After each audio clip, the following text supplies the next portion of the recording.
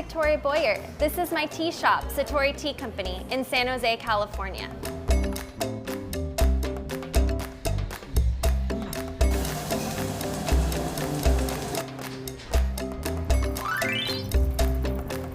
Hi, my name is Mark Rozell and I work in retail management for Verve Coffee Roasters in Santa Cruz, California.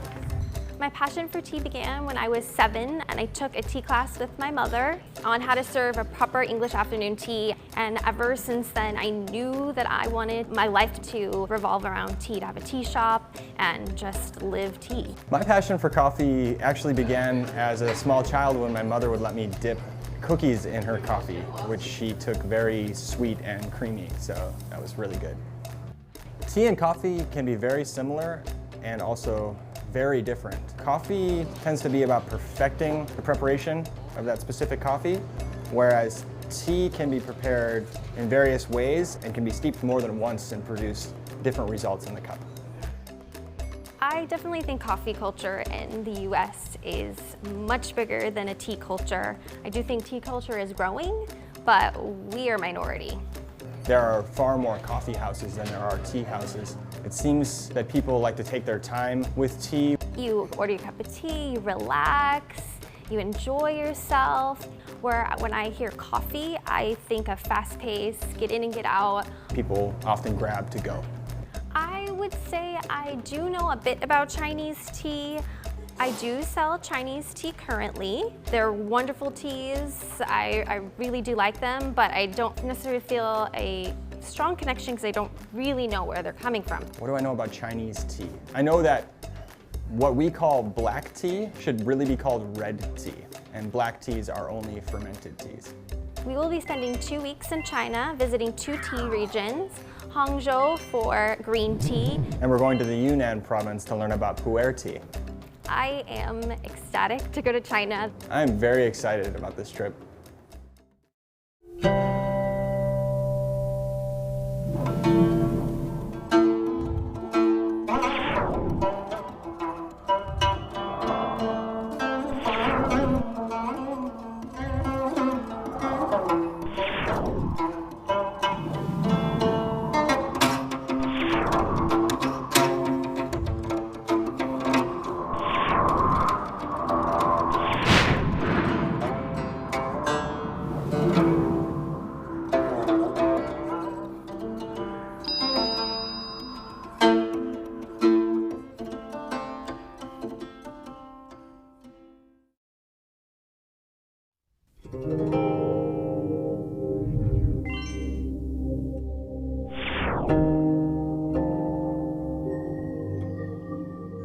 Today was our first day in China, and we started by going to the Longjing Tea Farm near Westlake in Hangzhou. Hangzhou is the largest city in Zhejiang province in eastern China. It is estimated about 8.7 million people live in Hangzhou, which is larger than the population of New York City. So in the morning, we kind of drove out of the city and went up these kind of small roads and up into the hills. In the distance, you can kind of see where they're starting to grow. They've grown tea, some really high, then there's trees and bamboo, and it's just so unlike anything I have ever experienced in California. And immediately stepping out of the car, I was just hit by the smell of the tea in the air. Every breath you take is just so refreshing, but full of this rich, sweet smell of tea. There also was the Dragon Well, which is where the Longjing gets its name from. So Longjing translates to Dragon Well. It's called Dragon Well because during a period of very intense drought, the well kept flowing. So the people believed that it must somehow be connected to the ocean. And since the dragon lives in the ocean, then they called it Dragon Well. And we climbed our way up a hill and I got to touch my first tea plants ever.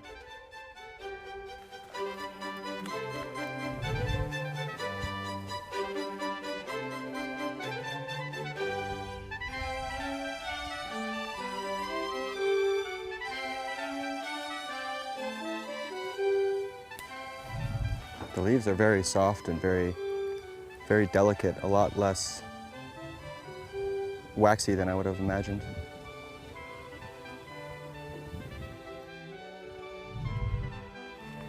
Just picked 2 leaves and a bud. I cannot believe I'm here right now. It is beautiful. So this one's the bud, this little one right here, and it has a little bit of a down on there. I can see that. And then these are the 2 leaves, and apparently this is the kind of the prized leaf. This is the best plucking for tea.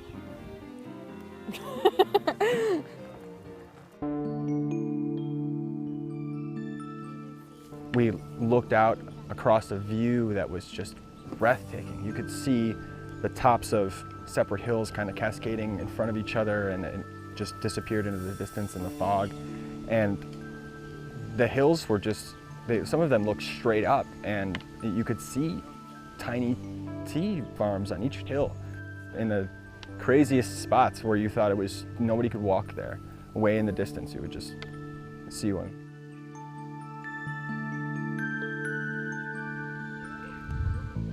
We actually got to climb a hill like that with 2 helpers, and we had quite a hard time climbing the hill. It's quite steep. I can't imagine working a whole day on top of a hill like that. We put on a little hat, and they kind of tied this basket in front of us and just started plucking the tea leaves. So she was showing me that the 2 leaves and a bud, that little tiny bud, that's what you pick. And it's very small, and you do the very fresh leaves, and they're old leaves, and she's telling me, oh no, it's too old, you don't want that leaf, or oh, that's perfect, that's the right one. And so she was just helping me pluck the leaves, which I could not believe I was actually picking tea leaves. I mean, I love tea, I've dedicated my life to tea, and this is the first time that I am in a tea farm picking the leaves that is going to be made into a tea. Not on any tea even, just the first tea that I think I learned about back in the States, dragon well tea. Picking the tea was amazing. It was my first time ever having that experience, and it was interesting to see how quickly the helpers could locate the correct leaves to pick. You want to pick the top 2 leaves and the bud only. They could see one and pick it right away, whereas I was having a harder time finding just the right one, and you want to do it just right. So I was very careful about it, but it was a lot of fun.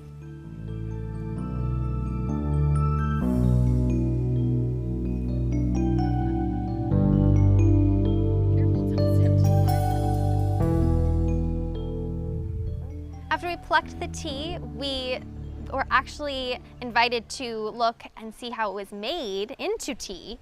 So this man was sitting in front of this big wok, this hot bowl, and he threw our tea that we plucked in that day and just started kind of flattening it against the wall of the pot, and then fluffing it and flattening it, fluffing it, and kind of making the signature dragon well tea. It's a very flat leaf. I guess firing it helps to stop the oxidation process immediately. So he would put the tea in the bowl, and it would start crackling immediately, and you could smell this kind of a smokier aroma coming off of it. And it was gorgeous. I mean, the smell was just so strong and amazing. And it was kind of getting very green, and then it started to kind of wilt a little bit until finally it was getting pretty dry and flat. And it was so exciting to see, because then I got to do it too. And he showed me how to kind of flatten it on the bottom and kind of bring it up the side and air it out and then flatten it again. And it was very hot, that I have to say. I almost burned my hand, but it was really a fascinating experience.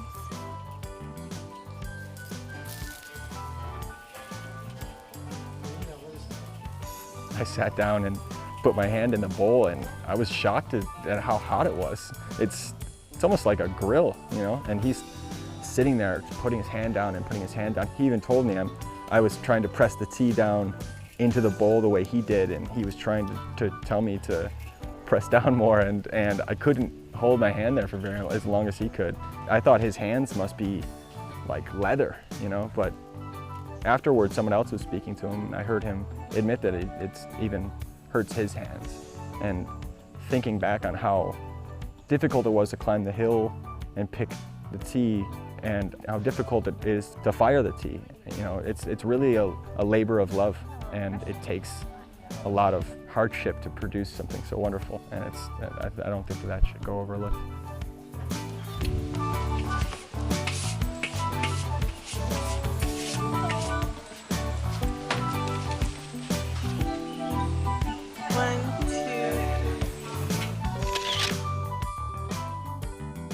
When we were through firing the tea, we got to go down into a kitchen and witness a chef prepare 4 dishes using tea, or somehow involving the tea culture in each dish.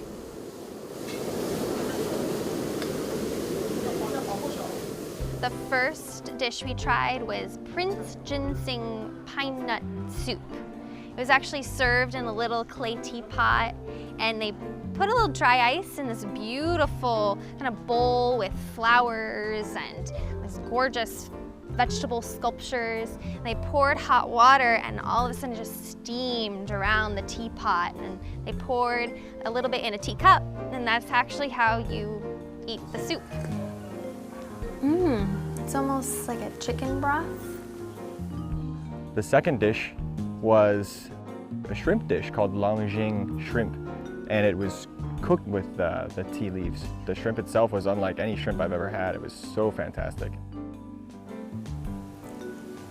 I love it. Fantastic.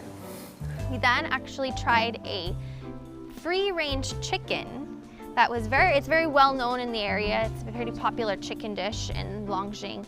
The chicken is cooked for 4 hours in a broth that's made with the dragon well water, and it comes out so tender, it just falls right off the bone. It's fantastic. So the last dish we tried was dongpo pork, which was kind of just like a cube of pork. Really sweet. It's so soft. It's like a cloud. Yeah. Marshmallow. It was so flavorful and delicious.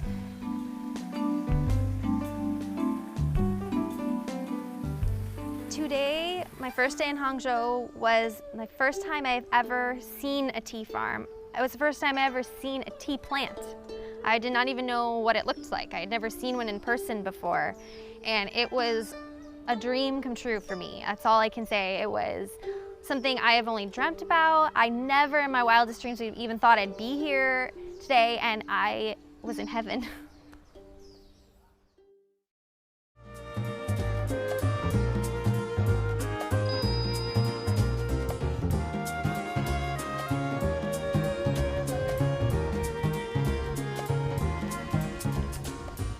Today was our second day in Hangzhou, which started out really, really fun and jovial. We went to Westlake. The lake is so huge and beautiful. You could see the mountains and kind of got a perspective of where we are. We got to rent some bikes and kind of travel down this path in the middle of the lake. We rode down, there was a lot of people on the path, a lot of tourists and little miniature tour buses kind of cruising by, and we continued down the path for a long time.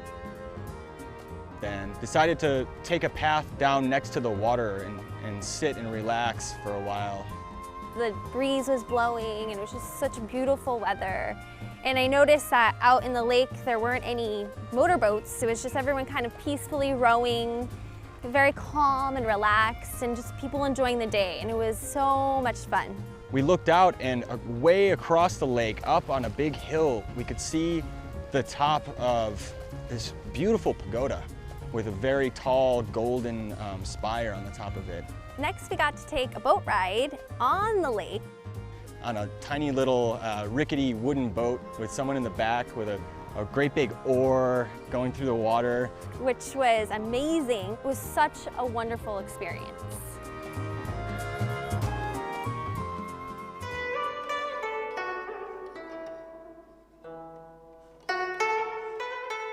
Later in the afternoon, we went to Ling Yin Temple, which translated means the Temple of Soul's Retreat.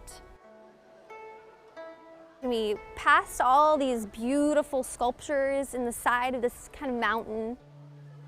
There were so many carvings of Buddhas in all different forms coming out of the rock, way up high where you wouldn't think anyone would be able to get up there and carve them. They were beautiful. And they're really old. They found out they're over 800 years old, which is 4 times the age of the United States, which is kind of mind-boggling. And we walked up and just continued enjoying that, and eventually we reached the entrance to the temple. And we kind of passed through, and the first kind of experience I felt was the smell of incense. And then you see this kind of cloud of smoke. And all of a sudden I look up and there's a huge building.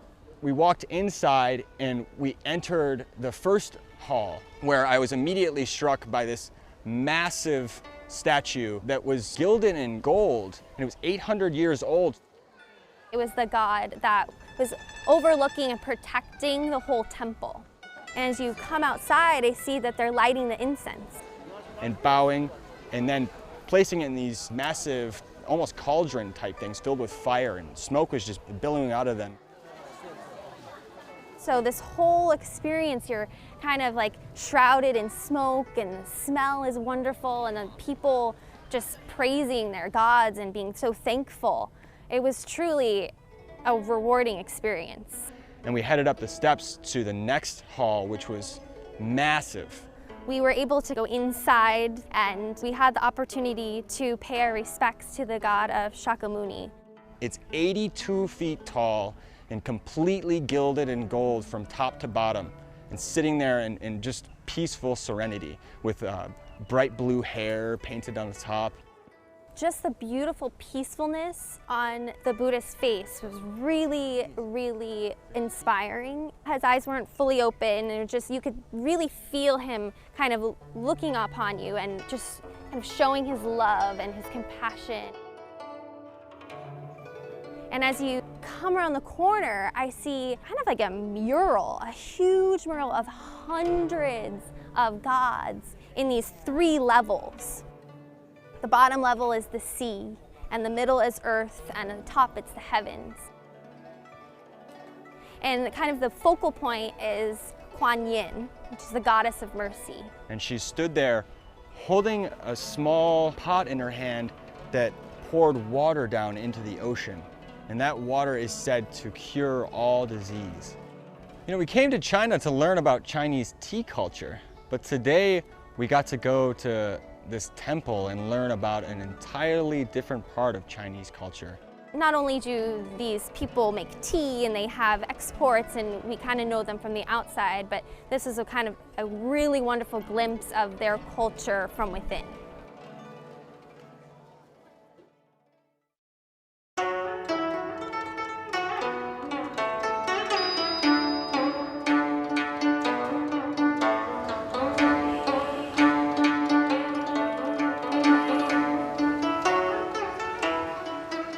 It's day 3 on our trip in China, and today I had a great time visiting the Mijia Wu Tea Farm.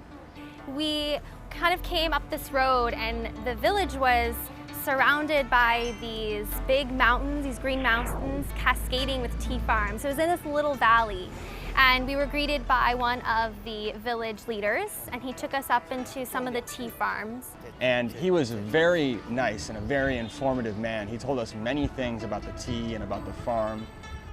The farm is divided into separate plots by these vertical lines coming down the hillside. Each family takes care of a plot of about the size of 2 acres. The annual output per acre of tea on this farm is about 15 kilos or 30 to 35 pounds of tea.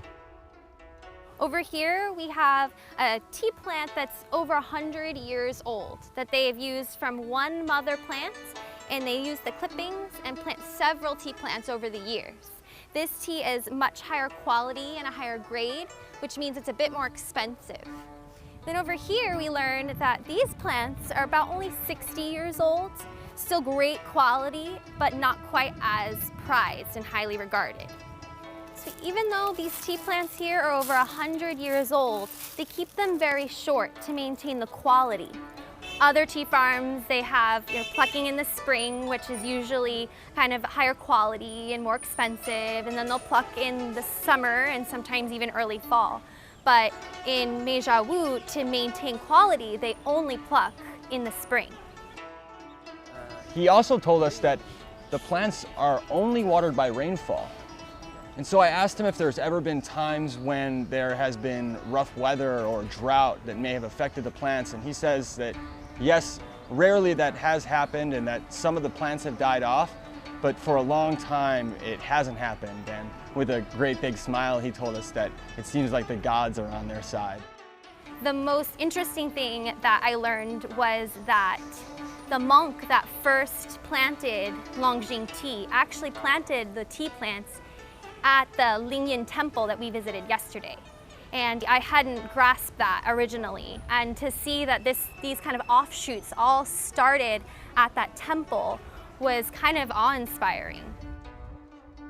After we learned probably everything there is to know about the Mijia Wu Tea Farm, we were invited into a special tea presentation. And a wonderful woman sat us down, and she had tea and some hot water and glasses ready for us to try the Longjing tea. The first step of the presentation was she put some dry tea leaves in a special dish and reached out and slowly presented them to the table. And this is for appreciating the tea. And then next she added a little water to each of the cups in this very fluid motion.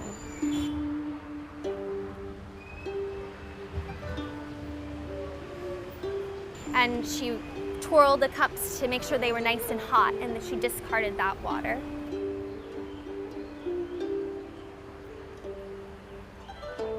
The third step was placing the tea into the cups. She slowly took a tool and took a few tea leaves out of the container and into the glasses. And next she added some water to the cups so that you then smell the leaves.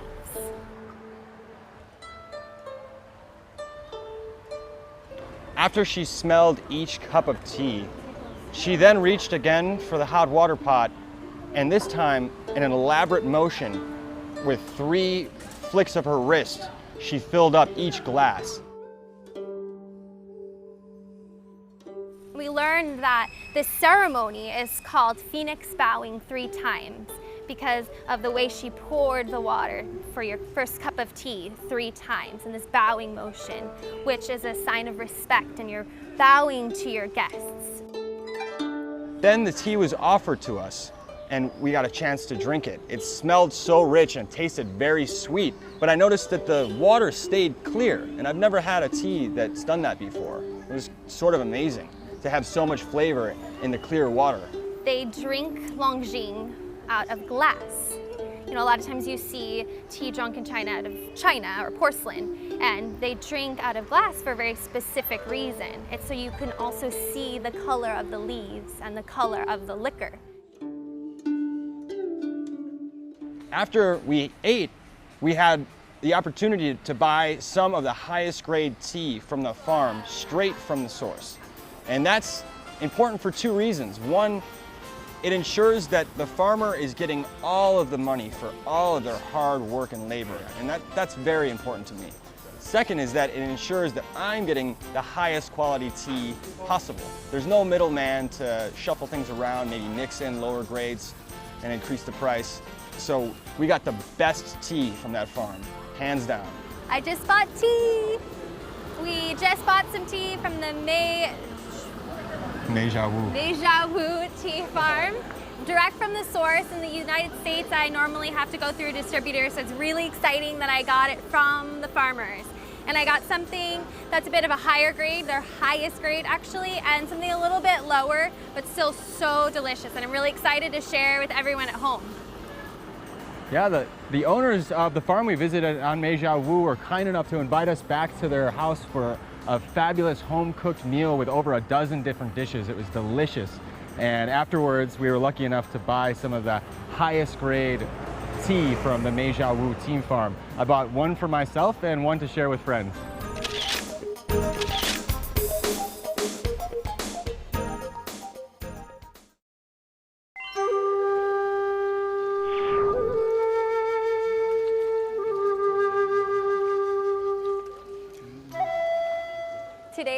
decided to take an excursion outside of the city of Hangzhou, and we traveled about an hour and a half to an area south of the Yangtze River Delta, and it's an ancient water town called Wujin. Wujin is a town that is about 1,300 years old, and it's full of canalways. The entire city is water. And I've learned that this is very typical of the architecture in this region. There's a lot of waterways and a lot of canals, and they've built these towns around the water. These canals are actually used for transportation. You can see behind me, there's steps leading up to all the buildings, and people actually have goods delivered right to their doorstep by boat. And just being here, you can see how authentic they have kept this town and this village. If you look around us, you can see that every building is erected out of stone and wood. Everything is carefully designed to still look very old and remain that ancient aesthetic. Even air conditioner units have elaborate wooden boxes that are built around them to hide them.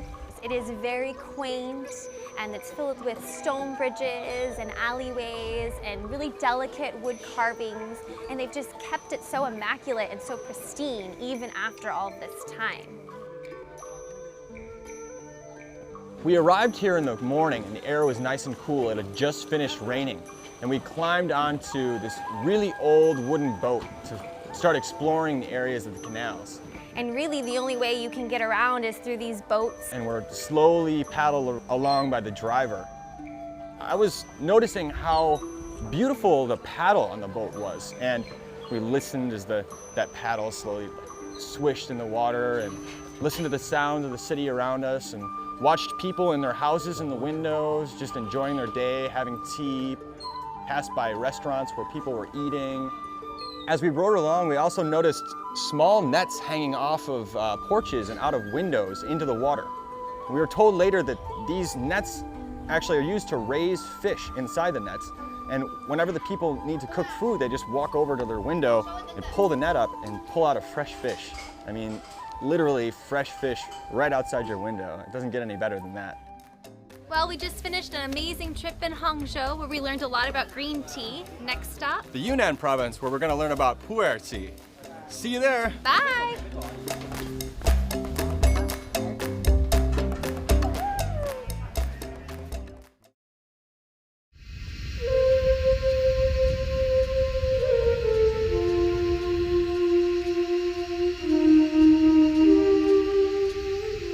We finally arrived in Yunnan province, which is in southern China and borders countries such as Vietnam and Burma and Thailand.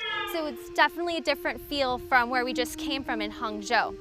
We finally arrived in Munghai County in Yunnan province, and today we took a long drive up a twisted mountain road. We travel up this really windy, bumpy dirt road up to the top of a mountain. The way up was so steep at times that at some points it didn't even seem like a vehicle could climb the road until we got to the Mijia Village. After an hour-long car ride up a twisting mountain road, Suddenly the Tori Tea Farm was right in front of us.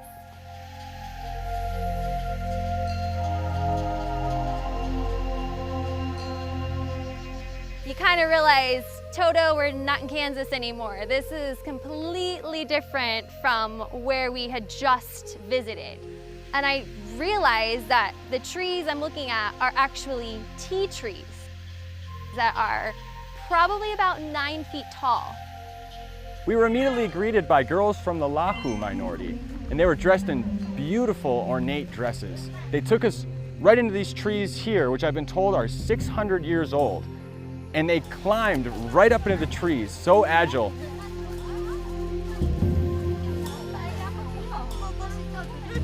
And stood in the sun and picked the freshest leaves from right on top of the trees.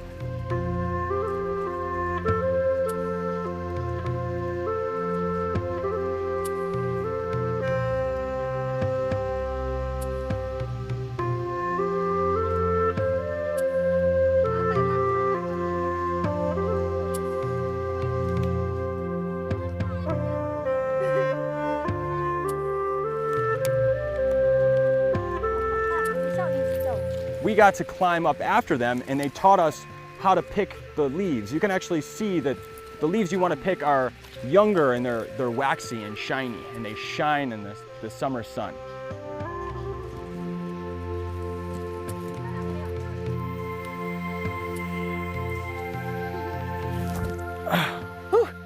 Incredible.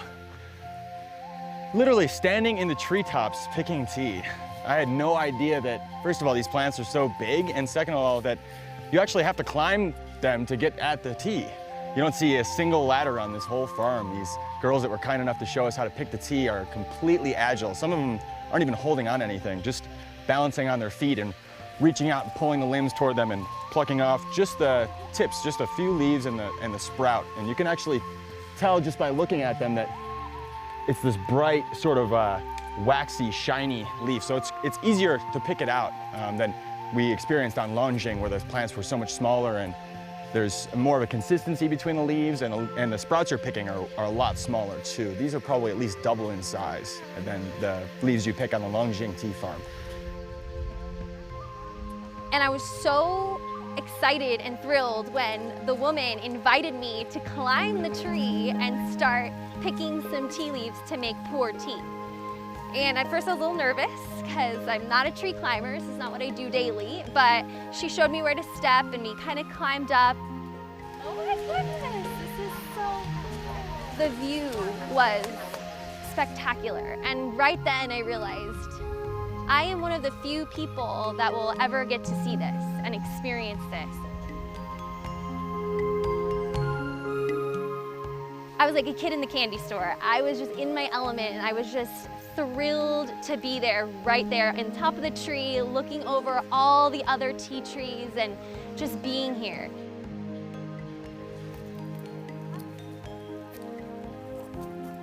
Wow, that was so much fun. I just got to climb a pu'er tree. I never in a million years thought I'd be able to actually climb one of these ancient trees and pick some pu'er leaves.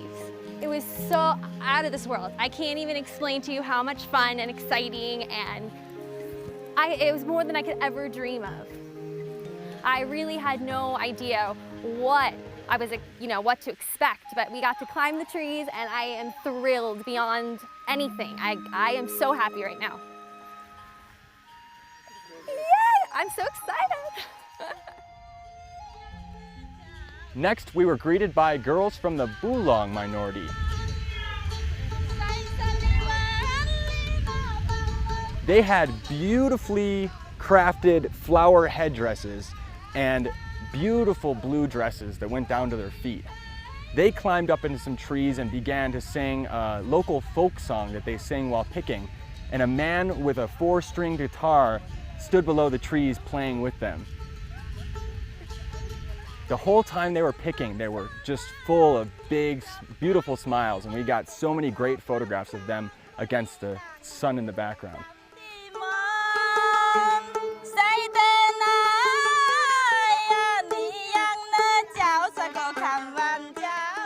And I just, in that moment, I was just so happy to be here, and I realized how much work these people put in to making this tea, and it just must be ingrained in their traditions and their culture, and to realize that tea is so important to them.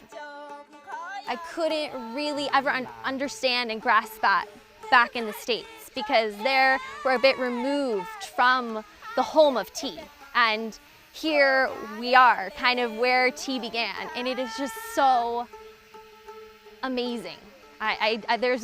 There aren't even really words to describe how I feel. I'm just so happy.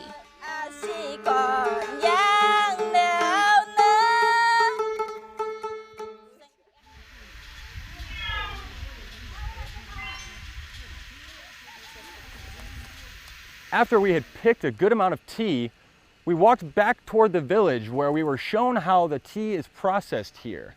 And this gentleman took these sacks of fresh tea leaves and just started shaking them out on the bamboo mats and fluffing them up.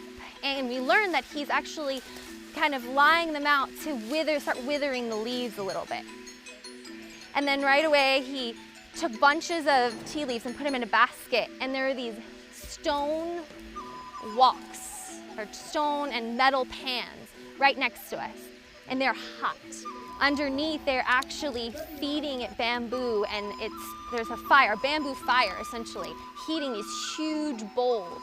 And he throws this big bundle of tea, which is a lot bigger bundle than the tea leaves that they were using to make Longjing. And he just starts fluffing it up, and fluffing it and fluffing it. He's not flattening it and swirling it like Longjing. He's actually fluffing it so that it doesn't burn on these big woks. He was wearing gloves, but quickly he showed us that he normally don't even wear gloves. They took the gloves off, and he was doing it with his bare hands. I couldn't believe it. We put some gloves on and tried it ourselves, and I could feel the heat through the gloves. We couldn't handle the tea as quickly as he did.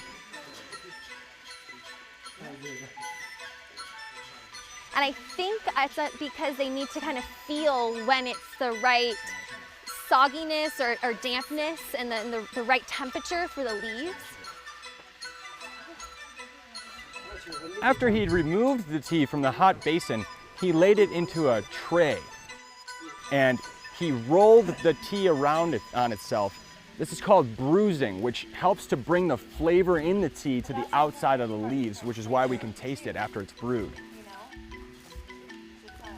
And then he takes them on to this raised bed that's in pure sunlight. And he puts the basket down, and he kind of starts separating it out on these baskets. And he says that now they're gonna air dry, and the sun is just gonna dry them for 3 to 4 hours. And he explained that he knew that the tea was at the perfect condition because when he bent the stem of the leaves, it didn't break, they actually bent. So he knew at that point, that was when the tea was in the perfect condition to start drying and make pu'er tea.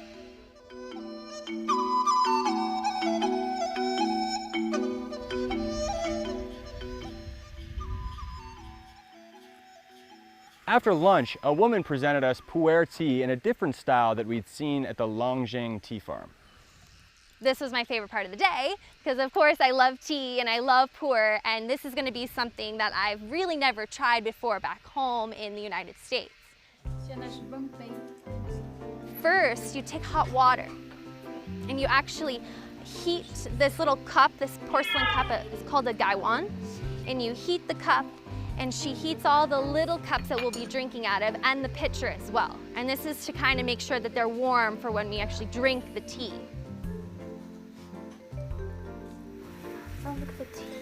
And next she adds some tea leaves, a huge handful of tea. I couldn't believe that she was gonna put this much in her cup and we were gonna drink this much tea. She puts it in, she adds some hot water, and she fills it all the way to the top and starts pouring over. And she puts the lid on. So she takes the first steeping and she kind of pours it in all of our glasses and also in the pitcher. But the first steeping of the tea is simply called waking up the tea. It's not drank, it's just to release the first flavors of the tea, and then it's poured out. And then she rinses and dumps the water, and we get to smell the tea just from these rinsed cups.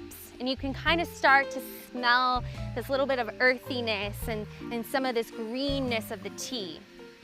So next, she actually fills the gaiwan again with water. And she actually pours the tea into the pitcher and pours us our first cup of tea. And I have to say, I didn't really know what to expect because this is very fresh pu'er. It was just plucked in April. It's very new. It is the top grade, she told us.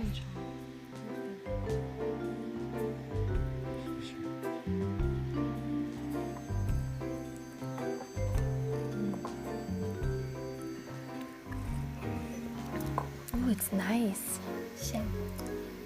Very nice. It's lighter than I imagined it to be.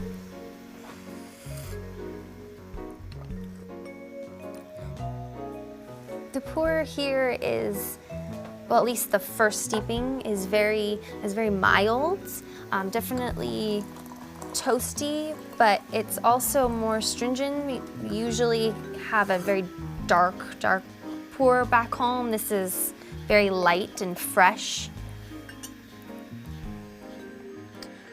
Yeah, this pu'er is definitely more delicate. It's a bit floral. It smells the way the leaves smell when they first came out of the firing. A lot less smoky and yeah, very, very nice, very easy to drink. Some pu'ers can be quite an acquired taste.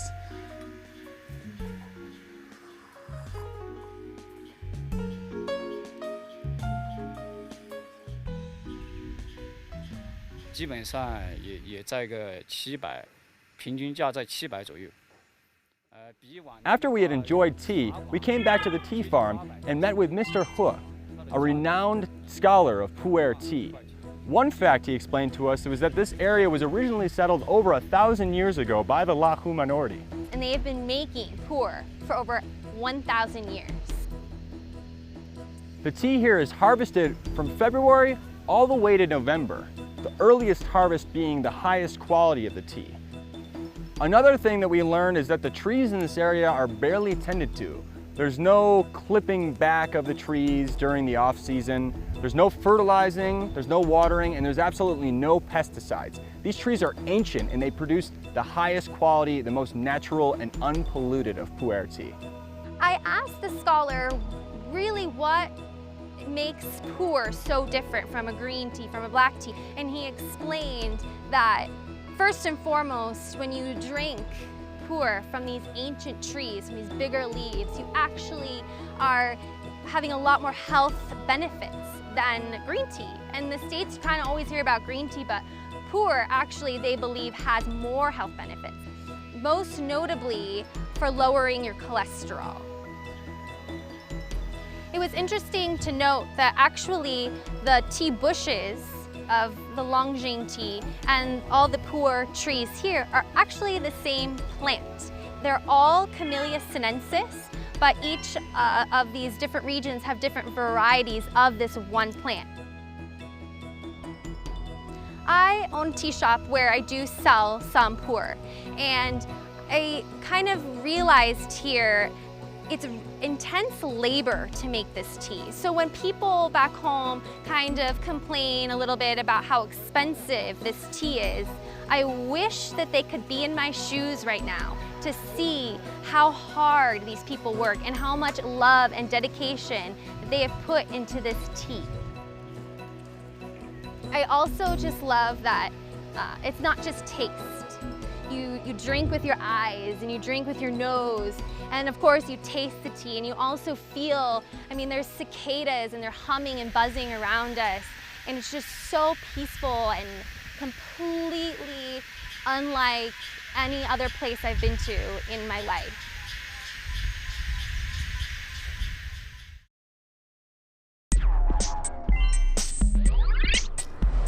Today we are in Sichuanbana to experience some of the local flavor in Yunnan province.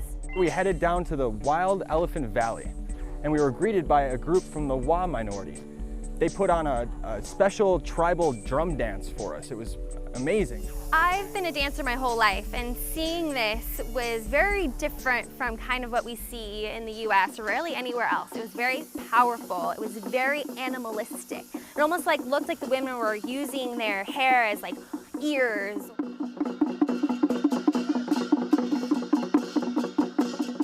The men had these big bamboo sticks, almost like weapons, and they were low to the ground and just very primitive.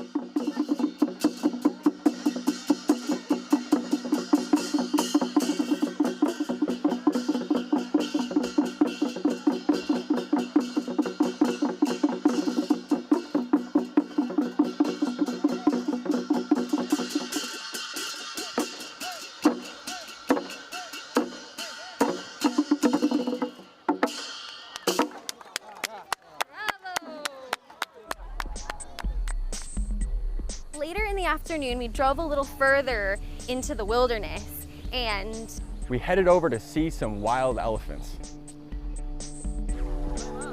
This area of China is home to the only wild Chinese elephants in the country. And we were able to see some of the tamer ones, some of the ones that they have trained.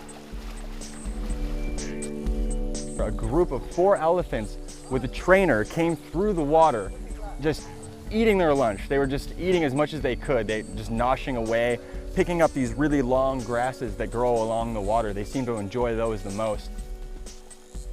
And splashing themselves in water. It's really hot, so I think they were cooling themselves off. They'd even pick up some mud and spray mud out over themselves to try to stay cool, and it was just such a sight. They were just so magnificent. Something new I learned about these elephants is that they only sleep about 2 hours a day. The rest of their day they spend eating. I know elephants eat plants, so it was really fascinating to find out that they eat over 45 pounds of food a day. We were lucky enough to have the trainer come over and let us climb onto the back of one of the elephants with him. I got to ride an elephant, which is really exciting. I was so thrilled.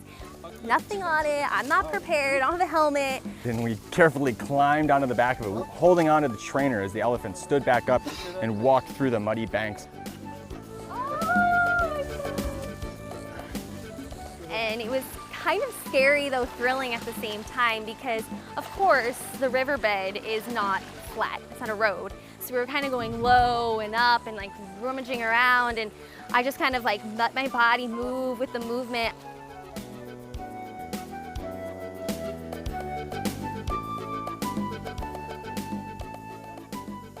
After we'd rode around a little while, we came back up to this bank right behind us, and the elephant kneeled down again really slowly and let us off.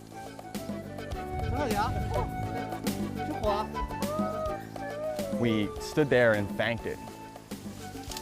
It was such a sweet creature and so gentle for its size. Such a huge elephant, and it was just so calm and accommodating. And so I was able to stroke her nose, and I was trying to feed her some grass, but they said she was full. After that, the trainer rode the elephant back up to its wild habitat where it lives.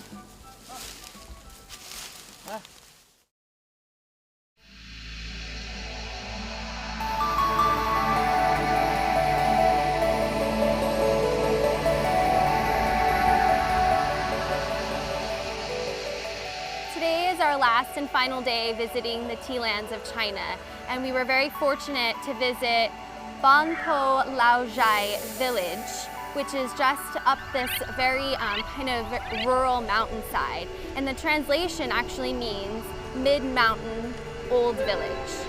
We drove way up into the fog and the clouds, high on top of the mountains, and I hope you can just see behind me how ethereal and beautiful and majestic these woods are. I've never experienced forests like this at all. Not even the California redwoods can compare to what we feel here right now. It's just amazing and beautiful. I can't even describe it.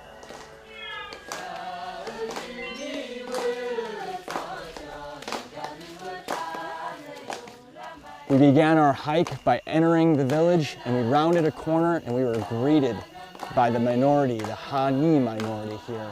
They stood on both sides of the path and sang a very festive, welcoming song for visitors from afar.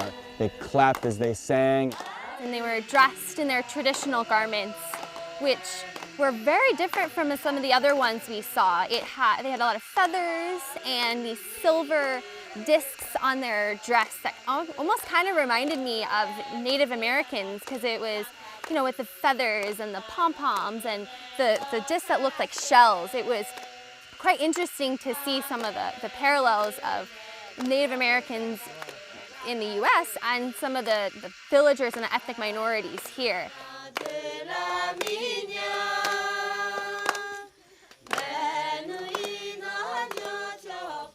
Right after they greeted us with this beautiful song, they actually took us up a muddy path up the mountain.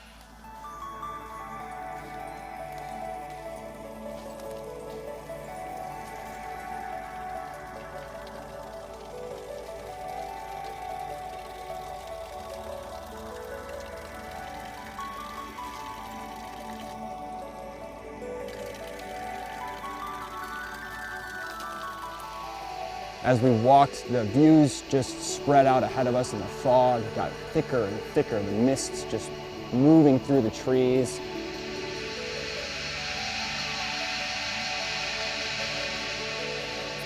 surrounded by these old pu'er trees, and they're hidden in the mists, and there's bigger trees that are really ancient, and they're just so magical and so mystical that I started to get very emotional and overwhelmed, because it was very much like we are kind of seeing a secret world, like a little hidden gem in Yunnan province, something that I don't think a lot of outsiders ever get to see or experience. I walked through and I noticed that the buds on the trees here are like a bright, almost a neon green color, right on tops of the trees. Today we learned that pu'er trees in the forest grow at a much slower rate than the other trees here. Right behind us is a great example of this. Here's a pu'er tree that existed before the tree behind it, which is a massive, over 100-foot tall, mature tree. We walked for nearly an hour up the winding path, enjoying the beautiful scenery around us until we finally reached a 900-year-old pu'er tree, the most ancient tree in this forest. It's just breathtaking. The trunk of the tree is not as tall as other trees around it. It grows up just about 8 or 10 feet or so, and then straight out. Very wide, almost like a peach tree at home, very gnarly and wild. And there are shoots shooting straight up out of the top of the plant that are about 30 feet tall.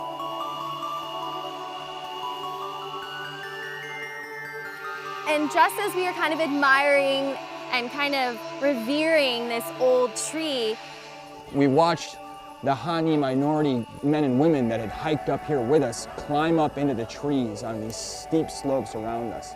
And they climbed up to the tops of the trees and began to pick off those neon green buds of the teas and placing them in large baskets on their hip. And they sang a very, very beautiful local folk song that they sing while picking teas. and it was so foggy that all you could hear were their voices. I couldn't even see them in the trees. They were like ghosts. It was just so powerful and so mystical.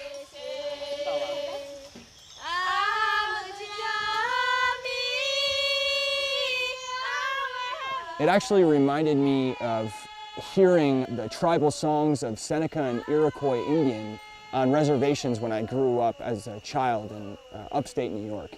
Just peaceful and tranquil and flowing.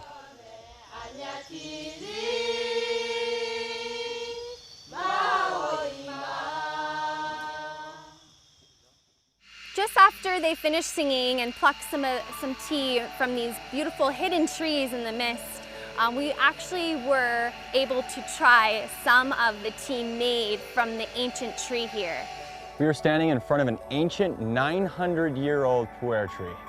And it's an honor and a privilege to be able to try some of the tea made from this 900-year-old tree.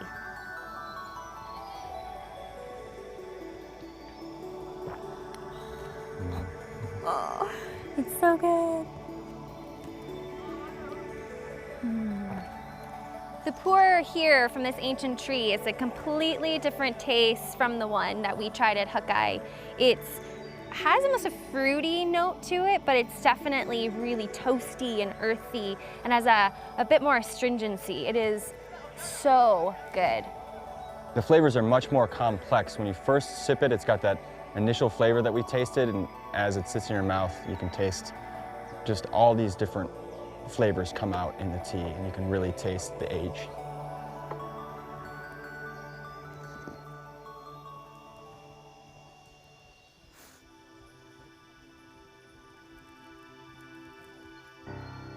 I'm getting very overwhelmed being here. You know, this is getting very emotional too, because for so long, people would always tell me, you can't have a tea shop, you can't, how can you make a living selling tea? And it's so a counterculture, and for the first time I feel like maybe I'm doing the right thing. Sorry. Just being here, maybe I feel like this is what I'm supposed to do, and maybe I am supposed to provide a wonderful experience to people and something different, and somehow, some way, share this with them and share this calmness and just how tea is not just something that you just pick up and drink. There's just so much more meaning. And I can't even explain my emotions. All I can do is just feel and hope that maybe when I have time back home or in a few moments, I can just kind of write everything down. It's just so, we're in the mists. It's not even real. It's so unreal. It's unreal to be here, that drinking tea from a plant that's 900 years old. And I'm just so honored and I'm so privileged and I'm so thankful to actually be here. I can't really fully express with words. I'm so happy that we caught a lot of this on film because it is just so powerful. And this is something that the people here in China have been perfecting and been crafting for thousands of years. And to be able to witness just a glimpse of some of the daily things that they do and some of the daily tasks in making tea has been such an honor and such a privilege. I really can't think of a better ending to such an enlightening experience here in China. I can't tell you how happy it makes me to be in this beautiful place right now. Look behind us. It just doesn't get any better than this. I really enjoy the outdoors and I love to hike at home. I take every opportunity I can to enjoy a nice hike, and I couldn't think of a better way to end this amazing trip than to be able to hike nearly an hour up into these mountains and enjoy this ancient tea. It's just been the best day of this trip so far, and I'm so happy right now.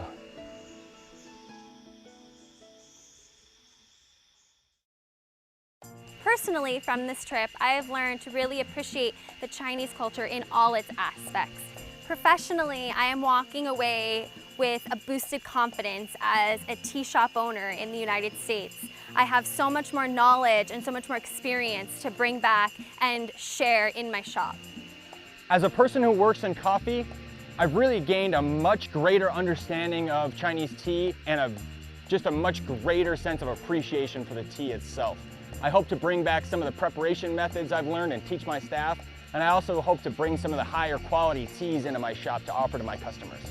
The visit to the tea lands of China could not have ended more perfectly than where it all began. Next to this ancient tea tree, the oldest in this village, with the cicadas singing our praises.